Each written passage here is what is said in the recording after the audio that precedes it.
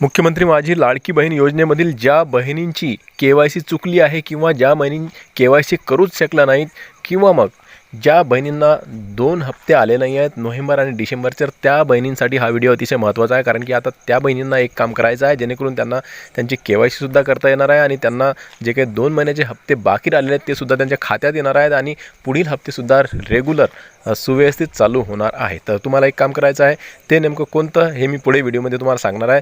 मी देवानंद गव्हांदे आणि आपण बघत आहात टेक्निकल मराठाजी. तर बहिणींनो, तुम्हाला माहीत असेल ठिकठिकाणी महाराष्ट्रभरात धरणे आंदोलन चालू झालेले आहेत लाडक्या बहिणींचे. का? कारण की के.वाय.सी चुकल्यामुळे. आता के.वाय.सी चुकली, यामध्ये चूक कोणाची आहे? लाडक्या बहिणींची नाही, तर यामध्ये शासनाची चूक आहे. हे मी आधीपासून आपल्या व्हिडिओमध्ये सांगत आलेलो आहोत. आणि शासनाची चूक अशा प्रकारे झालेली आहे की त्यांनी ऑप्शन जे दिलेले होते तर ते ऑप्शन घुमून फिरून विचारण्यात आले होते. त्याचबरोबर त्यांचं जे काही OTP येण्याचा जो काही टायमिंग होता तो सुद्धा खूप उशिराने OTP येत होता आणि टाईम आउट व्हायचा आणि OTP त्यामध्ये टाकल्यानंतर एरर दाखवायचा किंवा OTP त्यामध्ये टाकल्याच जात नव्हता. वेबसाईट बंद व्हायची आणि कधी तर वेबसाईट खूप दिवस उघडायचीच नाही. आणि शेवटचे जे दिवस होते 31 तारखेच्या आसपासचे, त्या दिवसांमध्ये खूप साऱ्या लाडक्या बहिणींनी के.वाय.सी करण्यासाठी प्रचंड गर्दी अशी या वेबसाईटवर केल्यानं वेबसाईट जी काही आहे ही हँग झाल्यामुळे बंदच पडण्यात आली होती, वेबसाईट चालूच होत नव्हती. तर अशा प्रकारे खूप सारी कारणं आहेत की ज्यामध्ये सरकारची चूक यामध्ये दिसून येत आहे आणि अशाचमुळे लाडक्या बहिणींची के.वाय.सी बाकी राहिलेली आहे. आता लाडक्या बहिणींची जी काही के.वाय.सी आहे यामध्ये जे काही दोन ऑप्शन घुमून फिरून विचारण्यात आले होते, तर ते काही जे प्रश्न आहेत ते लाडक्या बहिणींनाच काय, तर जे काही CSC केंद्रवाले असतील, सेतू केंद्रवाले असतील किंवा इतरही जे काही नेट कॅफेवाले असतील तर त्यांना सुद्धा ते समजले नाही आहेत आणि त्यांच्याकडून सुद्धा ह्या चुक्या झालेल्या आहेत आणि म्हणून लाडक्या बहिणींची के.वाय.सी जी बाकी राहिलेली चुकलेली आहे. तर आता अशातच आता लाडक्या बहिणींचे 2 हप्ते आलेले नाही आहेत आणि यामध्ये त्यांना सांगण्यात येत आहे की तुमची के.वाय.सी चुकल्यामुळे तुम्हाला हे हप्ते मिळाले नाही. तर ही चूक जी आहे ही शासनाकडून झालेली लाडक्या बहिणींची झालेली नाही आहे.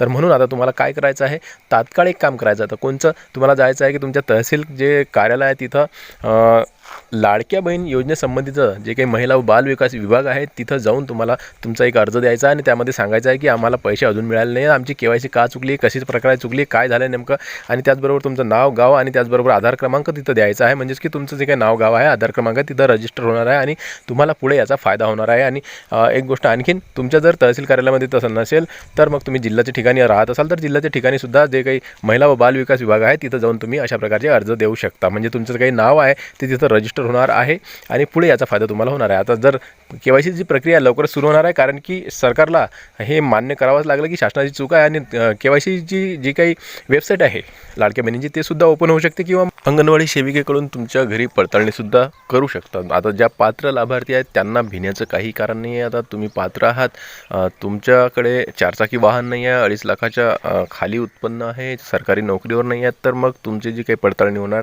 ती चांगल्यासाठीच होणार आणि तुम्ही लाडकी बहीण योजनेमधील जे काही तुमचं नाव आहे ते कट झालं असेल किंवा मग जे काही के.वाय.सी आहे ते चुकल्यामुळे तुम्हाला त्यामधून बाद करण्यात आलं असेल किंवा मग तुमचे हप्ते आले नसतील, तर यासाठी हे तुमच्यासाठी चांगलं आहे. म्हणजे होऊ शकते की पडताळणीसुद्धा होऊ शकते किंवा मग के.वाय.सीचं ऑप्शनसुद्धा सरकार देऊ शकते. मग विविध प्रकारे तुमची जी काही के.वाय.सी आहे हे पूर्ण करून घेऊ शकते. म्हणजे कुठल्याही प्रकारे तुमची के.वाय.सी पूर्ण होईल आणि तुम्हाला लवकरात लवकर तुमचे जे काही हप्ते आहेत ते सुरू करण्यात येतील.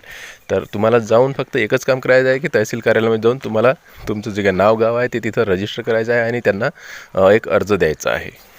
व्हिडिओ आवडल्यास लाईक करा. व्हिडिओ पुन्हा नवीन एका व्हिडिओमध्ये. तोपर्यंत जय महाराष्ट्र.